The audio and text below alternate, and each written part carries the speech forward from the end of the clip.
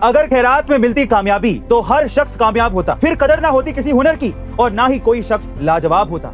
ऐसा ही कुछ कर दिखाया है राजस्थान जोधपुर में रहने वाली रूमा देवी ने, जिनका नाम अब सिर्फ राजस्थान में ही नहीं बल्कि विदेशों में भी बड़े आदर और सत्कार से लिया जा रहा है। दरअसल रूमा देवी ने अब तक राजस्थान के 75 गाँव की 40,000 महिलाओं को हस्तशिल्प के जरिए रोजगार दिलाया है। लेकिन रूमा देवी के लिए यह सब इतना आसान नहीं था, क्योंकि उनकी इस कामयाबी के पहले उन्होंने पैसे के अभाव के चलते अपने 1.5 साल के बेटे को बीमारी के चलते खो दिया था। लेकिन इस घटना के बावजूद भी रूमा देवी ने इस गम को अपने सीने में छुपा लिया और यह ठान लिया कि जो उनके साथ हुआ है वो किसी और के साथ नहीं होने देंगी।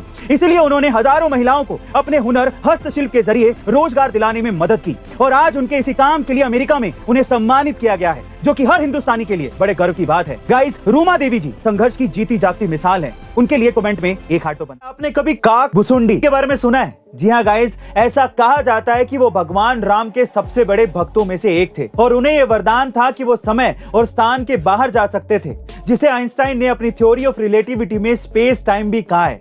यही नहीं, वो टाइम ट्रेवल करके समय का बनना और बिगड़ना दोनों देख सकते थे। इसलिए यह भी कहा जाता है कि उन्होंने रामायण को 11 बार और महाभारत को 16 बार घटित होते देखा था, जिसमें उन्होंने हर बार कुछ ना कुछ अलग ही देखा था। और आज जिस मल्टीवर्स, पैरेलल यूनिवर्स और टाइम डिलेशन बेस्ड कॉन्सेप्ट पर हॉलीवुड इंटरस्टेलर जैसी फिल्में बना चुका है, वो सारी बातें हमारी सदियों पुराने ग्रंथ पद्म पुराण और श्रीमद् भागवत में लिखी हुई हैं। गाइस, जब हॉलीवुड हमारे पुराणों से ज्ञान यूज करके करोड़ों रुपए की कमाई कर सकता है, तो हम उस ज्ञान से क्यों वंचित हैं?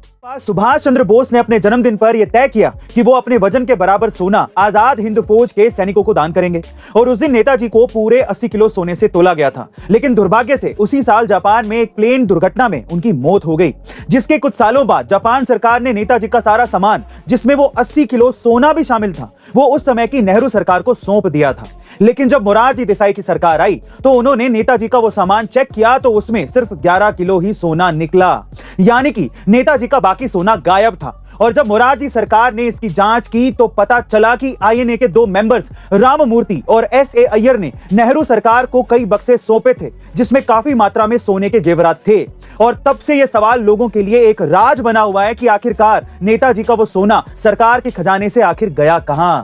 वैसे गाइस, आपको क्या लगता है कि नेताजी का 80 किलो सोना किसने चुराया? कमेंट सेक्शन में जरूर। उत्तराखंड में द लेक ऑफ स्केलेटन्स नाम की एक झील है, जिसमें 100 इंसानों के कंकाल हैं और ये आज तक का सबसे बड़ा रहस्य है कि आखिर ये 100 लोग हैं कौन। दरअसल इस झील को साल 1941 में खोजा गया था और तब एक थ्योरी सामने आई थी कि ये 100 लोग वर्ल्ड वॉर 2 के दौरान मारे गए जापानी सोल्जर्स हैं। लेकिन इन्वेस्टिगेशन के बाद पता चला कि ये कंकाल तो 850 एडी के और इन कंकालों में सभी के सिर के पीछे एक जैसे क्रैक भी थे, जिससे यह अंदाजा लगाया जा सकता है कि उन्हें मारा गया था। और अब रिसेंटली यहाँ एक और बड़ी रहस्यमयी खोज हुई, जिसमें यह पता लगा कि असल में ये 100 लोग 2 अलग ग्रुप के थे और उनकी आपस में लड़ाई हुई थी, जिसकी वजह से इनके सिर पर क्रैक के निशान हैं। लेकिन ये थ्योरी भी अब फेल होती दिख रही है, क्योंकि अगर इन दोनों ग्रुप्स के बीच में जंग हुई होती तो सिर्फ सिर पर ही चोट के निशान क्यों होते?